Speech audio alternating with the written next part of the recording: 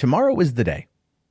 Tomorrow is the day that I get to travel to Los Angeles, immediately depart the plane, and travel to the theater, like literally, in order to watch a press screening of The Rise of Skywalker.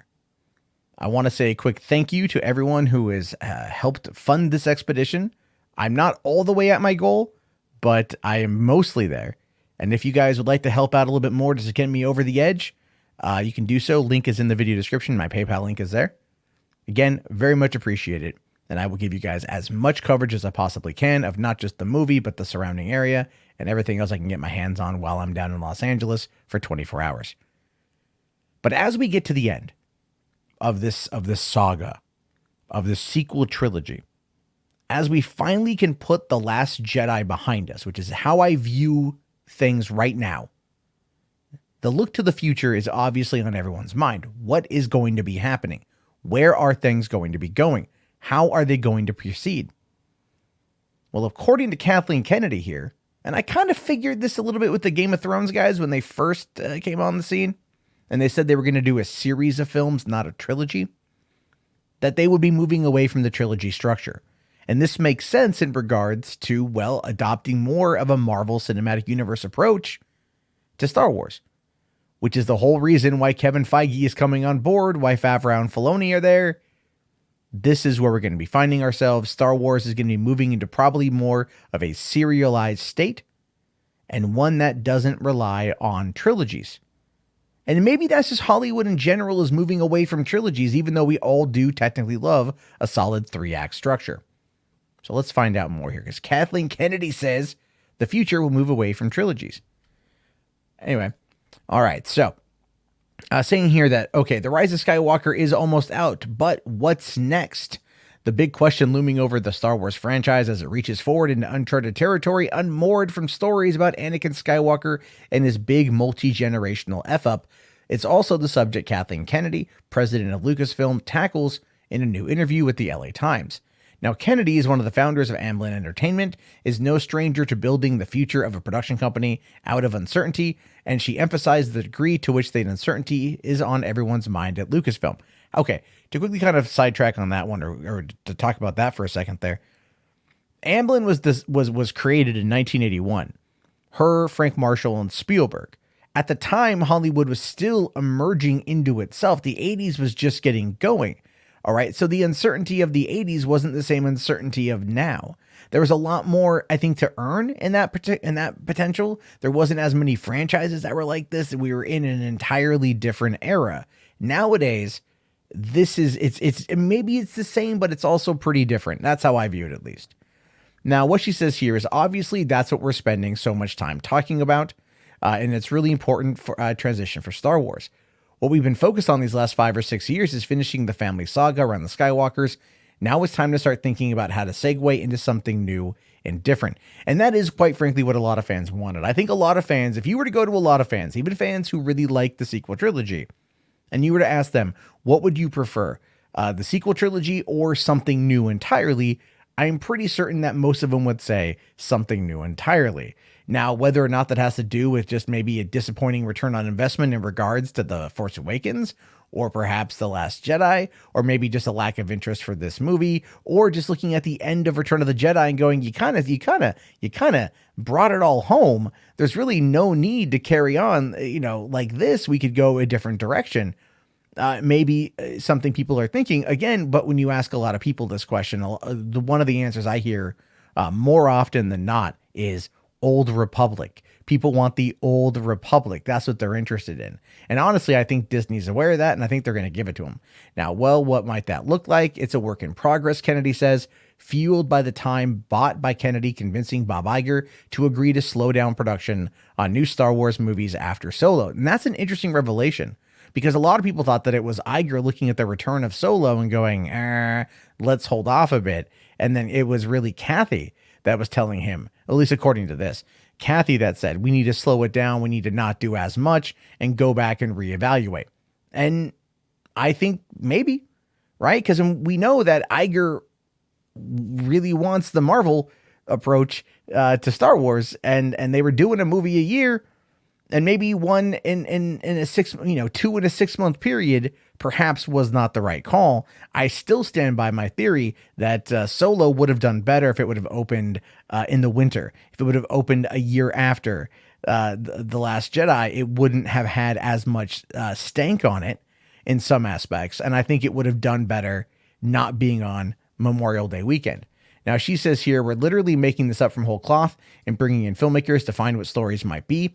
It can take a while before you find what direction you might want to go, and we need time to do that, which is true. They do need time to develop and tell a story. They do need time to develop and set up an arc. That is what they did with the sequel trilogy. But again, it does boil down to Rian Johnson completely crapping on that and J.J. Abrams being called in to fix it. And that is a lack of leadership on Kathleen Kennedy's part.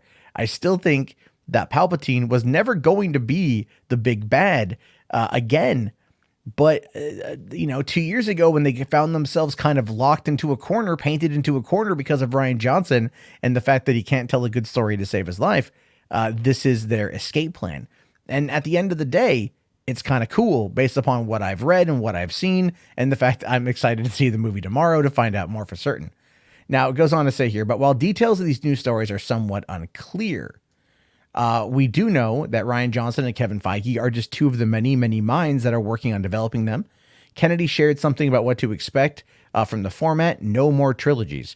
While 3 film units have been the traditional method of telling big core universe Star Wars stories, that format just isn't going to be an expected template going forward.